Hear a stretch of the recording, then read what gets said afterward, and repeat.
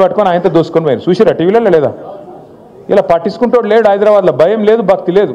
ఎందుకంటే వీళ్ళే దోసుకోవాటి దండుపాలెం బ్యాచ్ లెక్క వీళ్ళే మోపోయింది. ఇక వాళ్ళకు ఇంకోటి దొంగ ఎందుకు భయపడతాడు? చిన్న దొంగ పెద్ద దొంగ. చిన్న దొంగలు పెద్ద దొంగకు భయపడతారా? అందుకే ఇవాళ డే లైట్ మర్డర్స్ అవుతున్నాయి. క్రైమ్ రేట్ 41% పెరిగింది. సీసీ కెమెరాలు పనిచేస్తలేవు. ఆఖరికి గల్లీలో పెట్టిన లైట్లు పనిచేస్తలేవు, బుగ్గలు పనిచేస్తలేవు. కింద పొక్కలు పడితే పొక్కలు ఊడ్చేటోడు కూడా లేడు, పట్టించుకున్నోడు లేడు.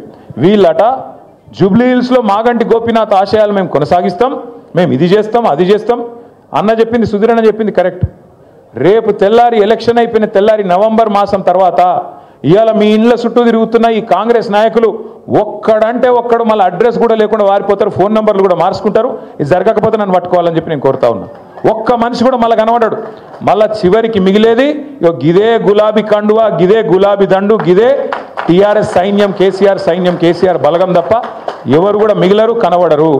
మళ్ళా హైదరాబాద్ ప్రజలతోని మళ్ళా కలిసిమెలిసి ఉండేది, మళ్ళా కొట్లాడేది, సమస్యల పరిష్కారానికి ముంగట పడేది మన పార్టీ తప్ప వాళ్ళతో కాదు.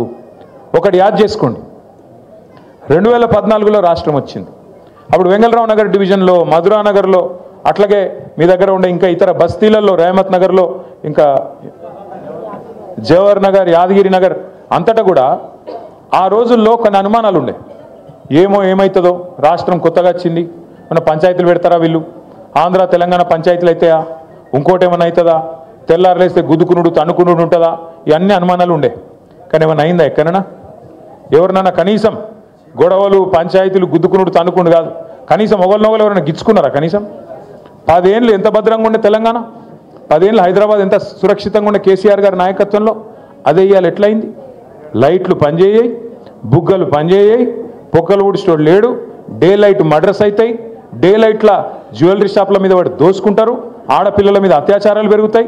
మొత్తం 41% క్రైమ్ రేట్ హైదరాబాద్లో పెరిగింది.